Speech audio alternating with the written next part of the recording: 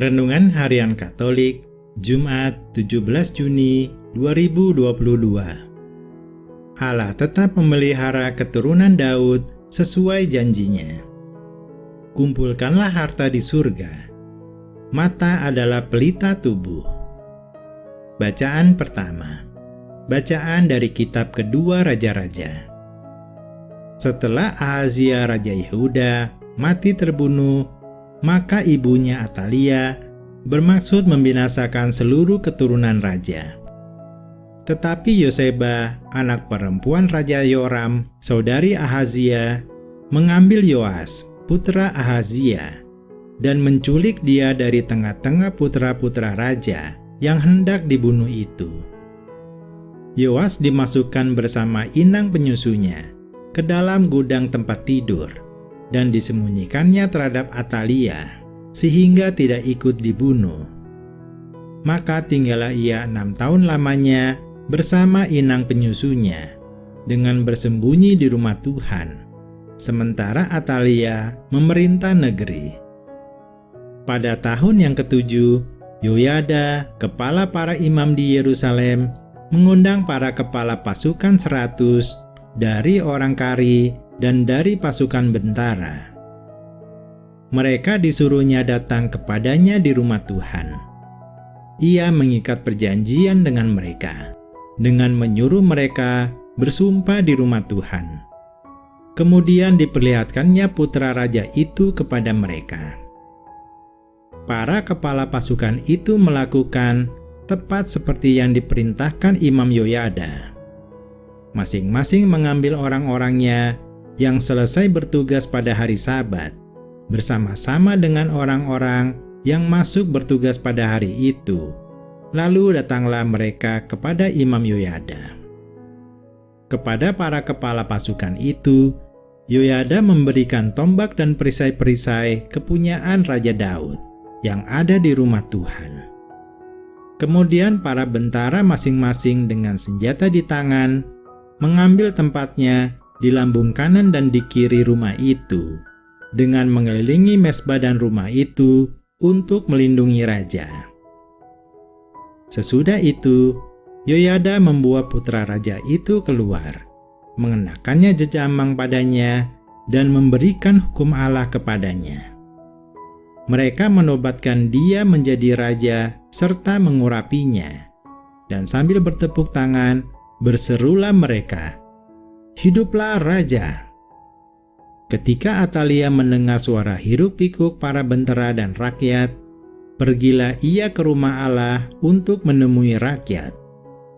Lalu dilihatnya raja berdiri dekat tiang menurut kebiasaan, sedang para pemimpin dengan para pemegang nafiri berada dekat raja. Dan seluruh rakyat negeri bersukaria sambil meniup nafiri. Maka Atalia mengoyakkan pakaiannya sambil berseru, "Khianat! Khianat!" Tetapi Imam Yoyada memberi perintah kepada para kepala pasukan 100, yaitu mereka yang mengepalai tentara. Katanya, "Bawalah dia keluar dari barisan. Siapa yang memihak dia, bunuhlah dengan pedang." Sebab sebelumnya Yoyada telah berkata, "Janganlah ia dibunuh di rumah Tuhan." Maka mereka menangkap Atalia. Dan pada waktu ia masuk istana melalui pintu bagi kuda, dibunuhlah ia di situ. Kemudian Yoyada mengikat perjanjian antara Tuhan dengan raja dan rakyat, bahwa mereka menjadi umat Tuhan, juga antara raja dengan rakyat. Sesudah itu, masuklah seluruh rakyat ke rumah Baal, lalu merobohkannya. Mereka menghancurkan mesbah-mesbah dan patung-patung, serta membunuh Matan, imam Baal, di depan mesbah-mesbah itu. Lalu Yoyada mengangkat penjaga-penjaga untuk rumah Tuhan. Maka bersukarialah seluruh rakyat negeri dan amanlah kota itu. Setelah Ratu Atalia mati, dibunuh dengan pedang di istana raja. Demikianlah sabda Tuhan. Syukur kepada Allah. Bacaan Injil. Inilah Injil suci menurut Matius. Dalam khotbah di bukit, berkatalah Yesus, "Janganlah kalian mengumpulkan harta di bumi. Ngengat dan karat akan merusakkannya, dan pencuri membongkar serta mencurinya. Tetapi kumpulkanlah bagimu harta di surga. Di surga, ngengat dan karat tidak merusakkannya, dan pencuri tidak membongkar serta mencurinya. Karena di mana hartamu berada, di situ juga hatimu berada." Mata adalah pelita tubuh. Jika matamu baik, teranglah seluruh tubuhmu.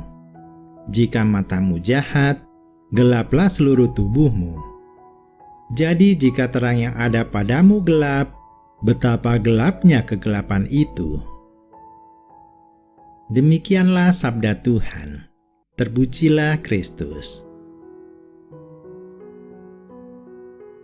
Renungan.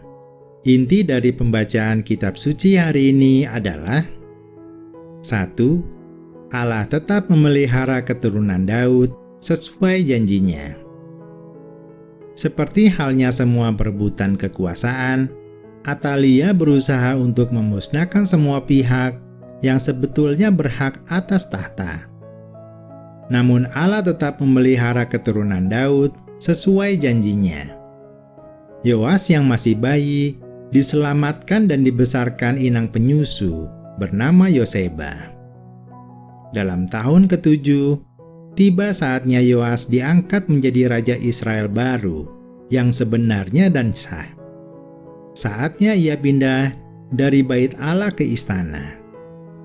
Yoas dinobatkan oleh Imam Yoyada.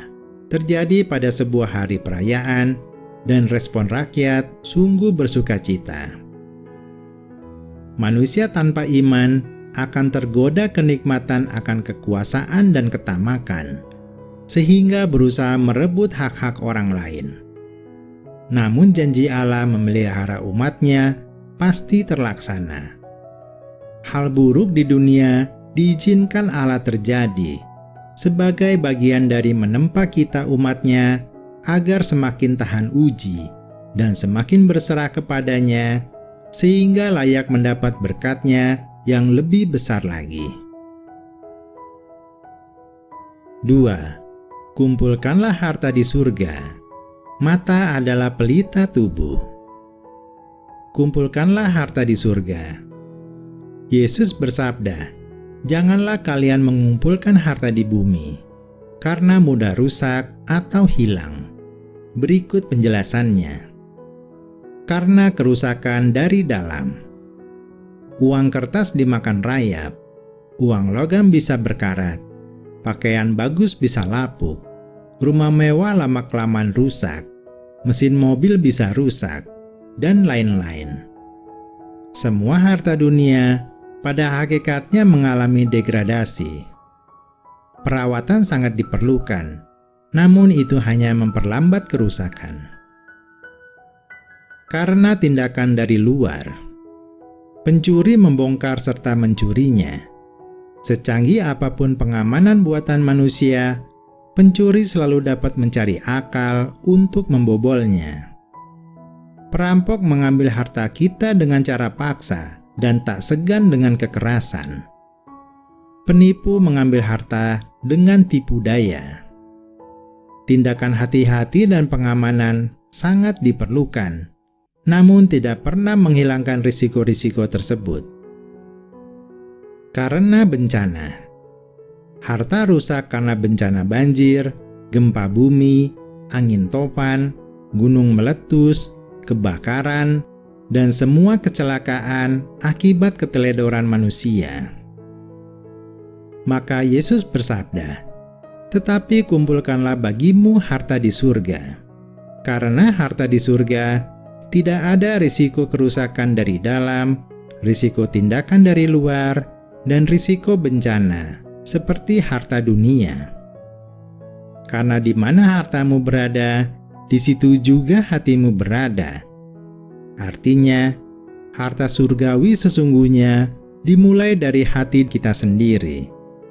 Semua perbuatan baik berasal dari hati yang bersih, yang kemudian timbul pikiran baik dan terlaksana dalam tindakan baik. Dan tidak ada seorang pun yang dapat mencuri atau mengambil paksa hati dan pikiran kita. Itulah harta kita yang sesungguhnya. Orang beriman bukannya tidak boleh mengumpulkan harta dunia, namun ia harus tahu membuat prioritas yang benar. Yang harus diprioritaskan adalah harta surgawi, bukan harta duniawi. Kita harus mengutamakan yang kekal dan menomorduakan yang sementara.